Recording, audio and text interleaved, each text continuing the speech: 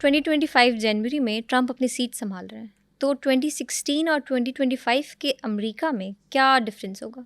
बहुत ज़्यादा डिफरेंस हमें नज़र आएगा, क्योंकि ट्रम्प जिस तरीके से अब मेजॉरिटी लेकर आ रहे हैं, दो बातें इसमें जो है वो अहम है। एक, 2016 में जब वो इलेक्शन जीते थे तो जो पॉपुलर वोट था वो हिलरी क्लिंटन के साथ था, ज़्यादा हिलरी क्लिंटन का था।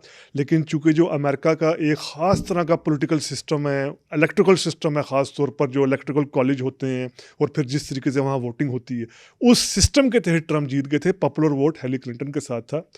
और प्लस ये कि इस मरतबा पॉपुलर वोट के साथ साथ जिस तरीके से उनके पास कांग्रेस में मेजॉरिटी भी आ रही है, सेनेट के अंदर और हाउस ऑफ रिप्रेजेंटेटिव के अंदर भी ट्रम्प के पास जिस तरीके से मेजॉरिटी आई है रिपब्लिकन पार्टी के पास, तो काफ़ी हमें ट्रम्प पहले से भी हम कह सकते हैं वोकल नज़र आएंगे। जो वो पहले करते रहे हैं अब शायद बढ़कर वो करें, और इससे जो है ना सिर्फ अमेरिका के लिए बल्कि दुनिया के लिए ख़तरात ही हो सकते हैं। क्योंकि उनका जो 2016 से 2020 तक की अगर हम हुकूमत देखें, उन्होंने सदर के तौर पर क्या कुछ किया, क्या कुछ हम कहें गुल खिलाए, तो हम यही कह सकते हैं कि मज़ीद बड़ा ख़तरा नज़र आ रहा है अमेरिका के साथ साथ दुनिया भर के लिए।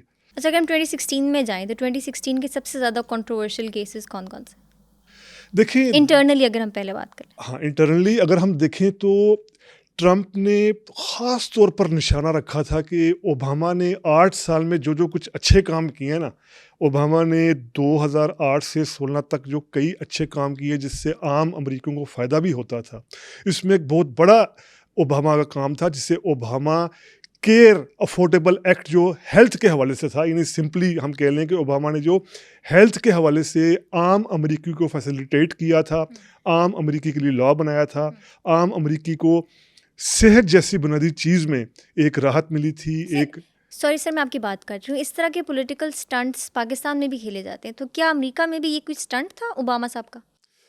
देखिए, पाकिस्तान के मुकाबले में अमेरिका का जो वेलफेयर सिस्टम है ना, वो पाकिस्तान के मुकाबले में अमेरिका का हेल्थ का सिस्टम तो वैसे ही बेहतर है। अमेरिका का जो हेल्थ सिस्टम है या वेलफेयर सिस्टम है यूरोप के कई ममालिक के मुकाबले में पुअर है, यानी पीछे है, नीचे है। लेकिन पाकिस्तान से जब हम मुकाबला करेंगे तो वो तो ज़ाहिर बात है अमेरिका का हेल्थ सिस्टम ऊपर है। और प्लस ये ओबामा का सिस्टम था हेल्थ का, इसको दुनिया भर में जो गैर जानिबदार हेल्थ के माहिरीन थे उन्होंने भी इसकी तारीफ़ की थी। ओबामा की जो दूसरी जीत थी, यानी दोबारा जब उन्होंने इलेक्शन जीता 2012 में, उसमें इस जो ये हेल्थ के हवाले से कानून था इसका बहुत बड़ा अमल दखल था। ख़ास तौर पर जिस तरीके से अमरीकी वुमेन ने, अमरीकी ख़वातीन ने उनके हक़ में वोटिंग की थी ओबामा के हक़ में, तो बहुत बड़ा ये हेल्थ के हवाले से फैसिलिटेट किया था ओबामा ने आम अमरीकी को, मिडिल क्लास अमरीकी को। ट्रम्प ने आकर ये ख़त्म कर दिया, ओबामा के पूरा का पूरा ख़त्म कर दिया। जो फैसिलिटी दी थी, जो पुराना मॉडल था उसको रख दिया, जो नया वेलफेयर ओबामा ने सिस्टम किया था शुरू, वो ख़त्म कर दिया। ट्रम्प ने आपने चूँकि अभी दाखिली हवाले से सवाल किया कि इंटरनल हवाले से क्या है, फिर उसके बाद हम देखें तो ओबामा के दौर में स्टूडेंट्स को जो लोन के हवाले से फैसिलिटी थी बहुत बड़े पैमाने पर, वो फैसिलिटी ख़त्म की गई। ओबामा ने लॉ बनाया कि अगर किसी स्टूडेंट का किसी कॉलेज में, यूनिवर्सिटी में कोई इशू चल रहा है तो उसका लोन जो है वो ख़त्म किया जा सकता है। ट्रम्प ने यानी स्टूडेंट से, अगर हम सादा बात करें, ये सहूलत छीनी। उसके बाद जो फूड सिक्योरिटी की मद में हम देखें, 7 लाख से ज़्यादा लोग जो हैं उनकी फूड सिक्योरिटी ख़त्म हो गई ट्रम्प की पॉलिसीज़ की वजह से, ट्रम्प की जो एग्रेरियन पॉलिसी थी। क्योंकि हमें याद रखना चाहिए ट्रम्प जो हैं वो कॉरपोरेट सेक्टर, जो बिग बिजनेस, बिग मनी, वहाँ की बड़े बिजनेस, उसके नुमाइंदे के तौर पर जो है वो सामने आए थे, उन्हीं का वो ख़ास ख्याल रख रहे थे। यही वजह है जब $1.5 ट्रिलियन उन्होंने कट दिया, टैक्स की छूट दी कॉरपोरेट को, यानी बड़े जो बिजनेसमैन थे, बिग मनी जो थी, बड़े जो सरमायादार थे, उनको $1.5 ट्रिलियन की छूट दी टैक्स की। अब उससे हुआ क्या, आम बंदे को तो कोई फ़ायदा नहीं हुआ, बल्कि आम बंदे को जो जितना आप कोई अमीर टैक्स देंगे उसका फ़ायदा इनडायरेक्टली गरीब को होगा, उसकी सेहत पर वो पैसा लगेगा, एजुकेशन पर लगेगा। तो ट्रम्प ने इस तरीके से अकोमोडेट किया, क्योंकि वो कॉरपोरेट तौर पर जो है ना, कॉरपोरेट के नुमाइंदे के तौर पर सामने आ रहे थे।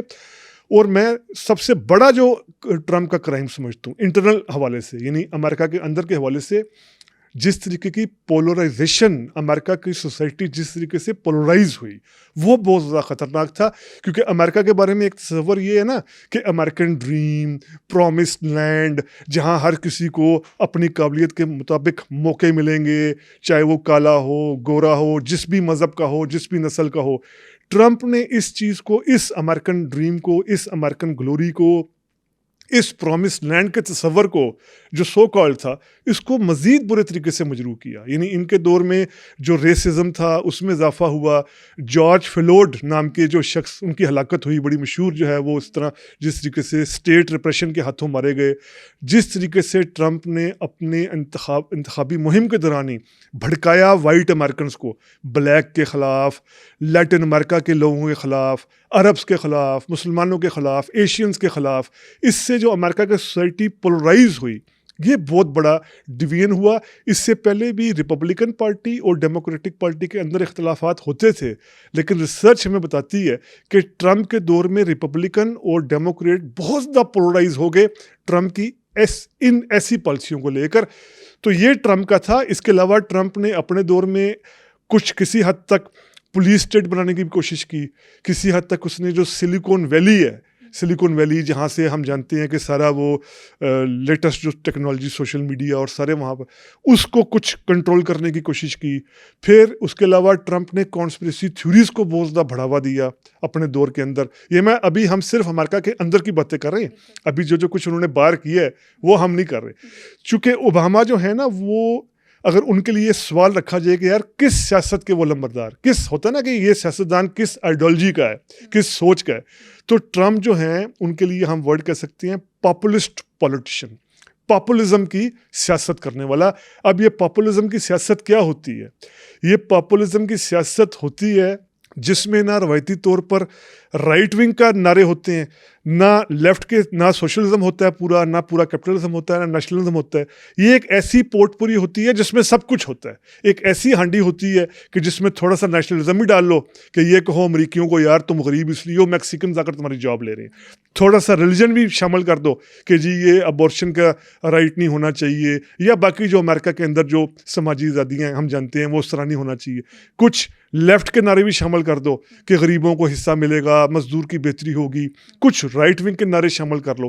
یعنی پاپولزم ایسی پالیٹکس جو دنیا بھر میں اور ملکوں میں بھی ہو رہی ہے، جس میں ٹھوس پروگرام دینے کی بجائے صرف وقتی اور لوگوں کو بھڑکانے کے نعرے دیے جاتے ہیں.